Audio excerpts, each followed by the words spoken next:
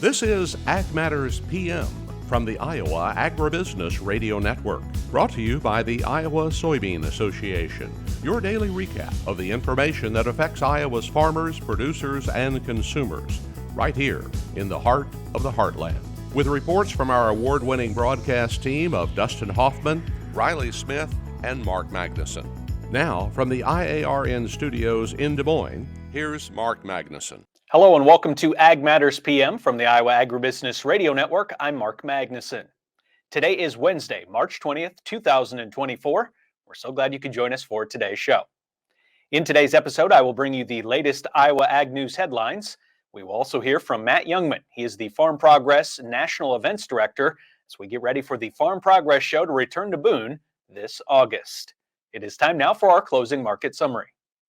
It's time now for the Ag Matters PM Closing Market Summary, your source for market analysis and settlement prices from the day's trade in Chicago, courtesy of the folks at agmarket.net.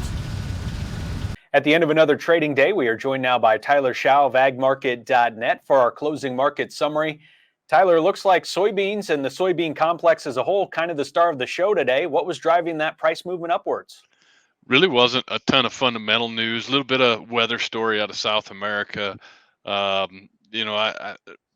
gut tells us that this is, some technical buying that's occurred. If you look at the May contract, if you look at a chart for about the last week, the 50-day moving average has just held a lid on this soybean market. It's been tough to get up over it. We've traded through it, and then by the end of the day, settled back below it. And finally today got some momentum. And really what you had happening was the 10-day moving average was below the market, acting as support. The 50-day was up above it, acting as resistance. And those two have just kind of been converging. And so, we've been looking for this market to break through one of them.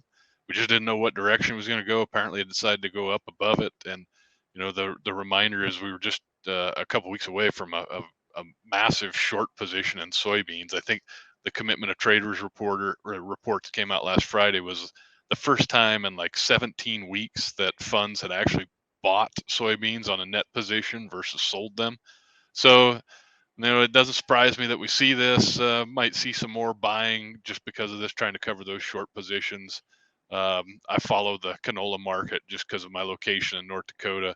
Same exact setup going on there. Record short by fund managers in canola.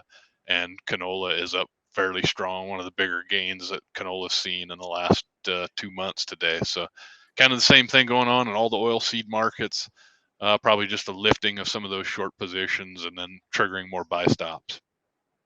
And it is a little bit unique, isn't it, as well, Tyler, to see all three of those soybean commodities, I guess soybeans and then the byproducts of meal and oil, all moving to the upside at the same time. Yeah, you've got oil up almost $1. You got meal up about $8. It's been a while since we've seen meal be able to gather that type of move, and meal was recently just below all of its major moving averages. So seen a pretty good punch there from meal. Same with soybean oil. Soybean oil's had a little bit better run over the last month, kind of mirrors what canola's had. But it has been rare to see soybeans, soybean meal, and soybean oil all have a positive day.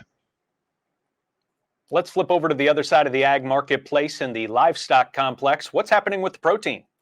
It was pretty red on the screen, nothing major, just some little bit of a pullback. We do got a cattle on feed report that's coming out Friday. Right now, that's the headline number is going to look pretty bearish. Placements at like 102, 103. All the numbers are probably going to be above 100. Mainly that's because the report that is compared to was March of 2023. And if you recall, that one was very, very bullish. I think in 23, we placed like 92% of what we had in 2022.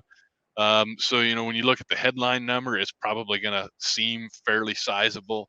But when you compare it to what, to what it's coming from, probably not that bearish. One of the ideas or one of the reasons we think this March place, or actually it'd be February placements, would be so big is just because so many cattle didn't get placed in January and got rolled back. And so been a lot of finagling. Bottom line in the cattle market, supplies are still going to be tight. Packers are out. We're current in the feeder market, so we don't have fat cattle backed up on feedlots. We're very, very current.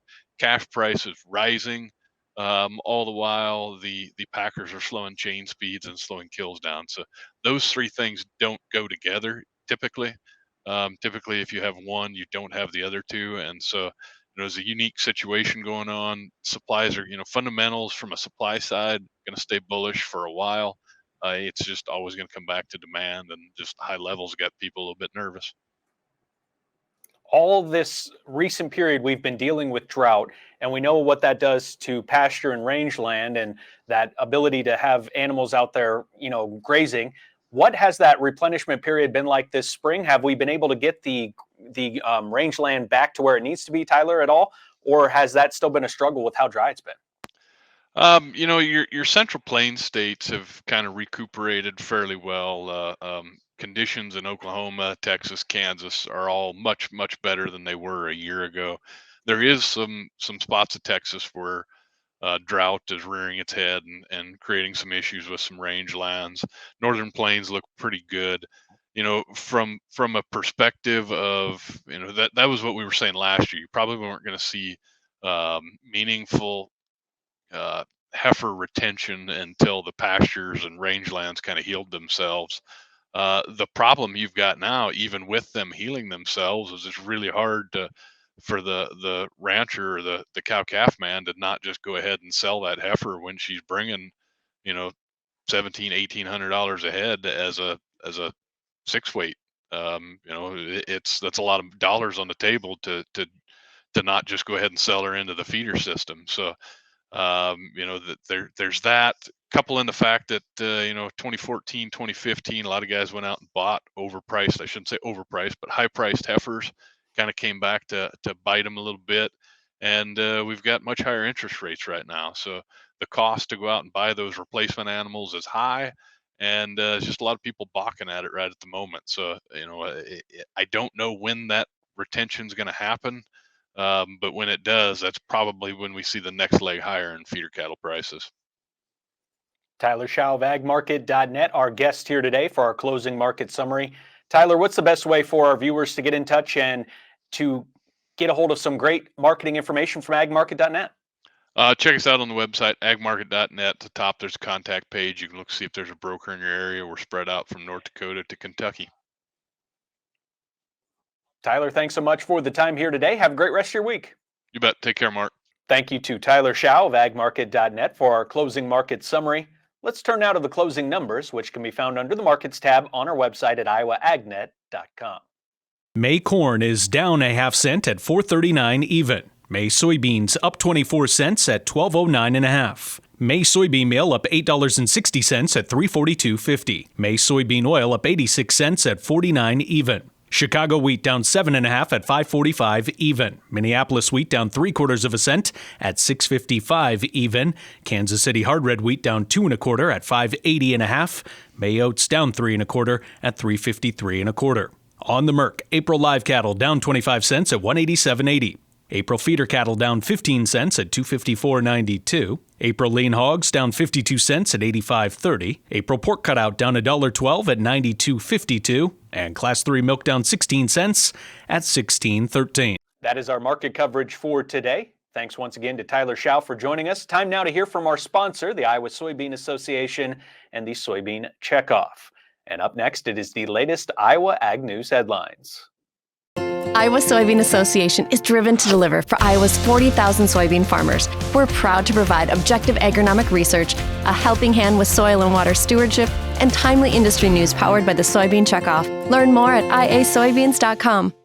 You're watching Ag Matters PM on the Iowa Agribusiness Radio Network. It's time now for the latest Iowa Ag News headlines. Iowa Secretary of Agriculture Mike Naig this week recognized 2 organizations and 1 business that have made exceptional contributions to the state's agricultural community.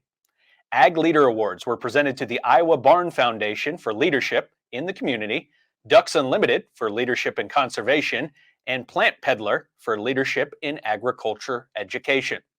The honorees received their awards during the 12th annual Iowa Ag Leaders Dinner, which was held yesterday in Ankeny. The event was on National Ag Day, was part, of course, of the state's week-long Iowa Ag Week celebration. The Leadership and Community Award winner, the Iowa Barn Foundation, was founded in 1997. The foundation dedicated to preserving Iowa's rural agricultural buildings. The all-volunteer statewide organization has a primary mission to educate the public about the architectural significance and importance of Iowa's barns. The Leadership and Conservation Award winner, Ducks Unlimited, constructs, conserves, restores, and manages wetlands and other habitats for waterfowl in North America. Ducks Unlimited works closely with numerous individuals, landowners, partners, and agencies, including the Iowa Department of Agriculture and Land Stewardship, to complete wetland projects on private lands. And the Leadership in Agriculture Education winner, Plant Peddler, is a wholesale greenhouse business which is located in Cresco.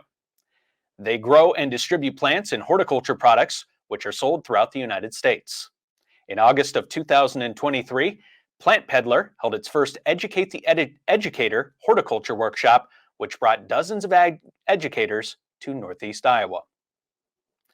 And every year, the Farm Progress Show switches locations between Decatur, Illinois, and Boone, Iowa. And late this summer, the show returns to Boone. In today's show, I am joined by Matt Jungmann. He is Farm Progress National Events Director, and we discuss a new route for attendees to drive to the show this year, and also other preparations being made for Farm Progress. Mark Magnuson for the Iowa Agribusiness Radio Network, and I'm here in Boone. I am at the Farm Progress Show grounds, and I'm with Matt Jungmann. Matt, could you tell us your role within the organization, please? I am the National Events Director, so I'm in charge of all the live events that we do here at Farm Progress, which is Farm Progress Show, Husker Harvest Days, and the Farm Futures Business Summit. And as our viewers probably know, but if they don't, the show switches between Illinois and Iowa each year. We are here at the Iowa site, of course, in Boone, because we're getting ready for the show to return this fall to Iowa. So, Matt, what is the importance of today? We are here on the grounds, had a little bit of a meeting. What did we need to go over today? So the big milestone today is our first traffic meeting. And normally that is just a matter of pulling out the last time we were in Boone, pulling out those notes and making the plan. But we're really excited. We're going to be able to add a whole new traffic route into the show for 2024. We're going to, now that there's an overpass going over the railroad lines along the north side of the show site, we're going to be able to bring traffic in from the north on Highway 17, and they never have to get on Highway 30 at all, which is certainly new and adds some flexibility for the law enforcement folks who were here. It was good to have such a good crowd, a lot of familiar faces that have done this before with good notes from previous shows. So it turned out to be a really good meeting. And then when we're in town, we'll have a lot of other meetings. You know, I have a meeting coming up with Van Wall today and several other folks that are kind of key figures in making a Farm Progress show in Boone happen. Now, Matt, we know a show like this, there's so many moving parts, so many pieces that go into the logistics. So traffic is just obviously something that's going to be difficult to control when there's so many people in one place. So was this something that was needed just to open things up a little bit? Was it just something that makes it easier? It's just kind of part of the process. We do it every time. We have this March, April meeting, and then we'll have another meeting in June before we put the show program to print, just to make sure that no construction issues have come up or there isn't anything happening in the neighborhood that we need to be aware of. But it's just kind of part of the process. As we get closer to the show, the trips here start to increase and make those, you're doing the initial planning now, and then you always have that July-August meeting to make sure that everything is in place and we're ready to launch for the show, which is August 27th, 28th, and 29th.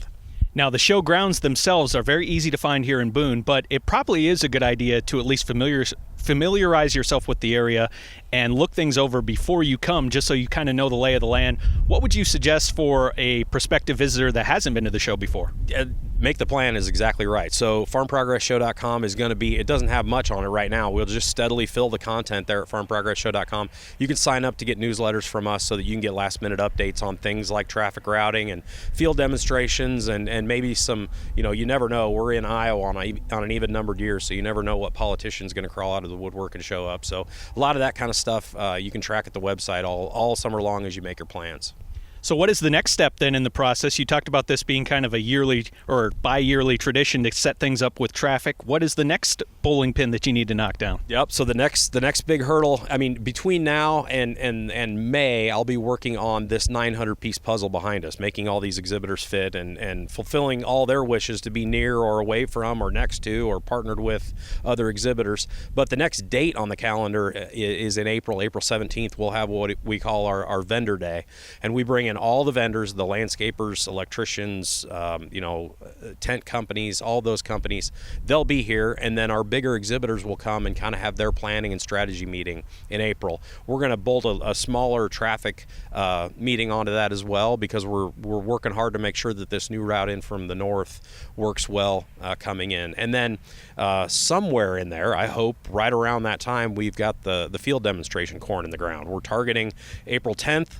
And the last time we were here, we didn't get it in the ground till May 19th, and we weren't able to have demos because of that. But we've got a good plan. John Deere partners with us to put all that crop in the ground in a big hurry. So as soon as they've got a window, we'll get that stuff in the ground, and hopefully a month from now, we're able to talk about corn in the ground. Matt, I guess it's pretty fitting, a massive farm show like this, that you have to deal with the weather too, just like a farmer would, and plan around it. Yeah, that's exactly right. I mean, I'm kind of in the same boat as some of the farmers around here who maybe wanted to plant corn a couple of weeks ago when it was just so nice and it looked perfect, but we'll wait for the calendar to say it's okay. And yeah, you're right. It certainly gives us the feel that we're right in the same boat with the visitors that are coming to the show. So the first traffic meeting down, got a couple other meetings planned. Anything else you'd like to let our viewers know about what's happening to get ready for the show this fall here in Boone? A lot of, I just finished the big winter farm show swing, the National Farm Machinery Show and Commodity Classic and Gin Show, New York Farm Show, and a lot of excitement around the show. There's all the new products that have been introduced, whether it's the Case IH AF11 or the new John Deere, the big four-wheel drive, and their new combines, and stuff from about everybody is going to be on display and working in the fields. There's a lot of cool stuff coming down the pipe for folks to see. And it does seem like at a show like Farm Progress, you're definitely going to see something new that you haven't seen before. Yeah, and that's kind of the fun of it. Everybody's trying to one up each other and steal the show and have the thing that on the drive home, that everybody talks about on the drive home and tries to steal social media. So a lot of work going on right now to make sure that everybody gets their best shot at that. And looking for that big payoff again later this year. And Matt, one more time, the dates for Farm Progress here in 2024 in Boone. In Boone, August 27th, 28th, and 29th. Matt Jungmann, thanks so much for the time here today. Best of luck with the planning process as it goes forward, and looking forward to that show. Very good. Thank you very much. Thank you to Matt Jungmann for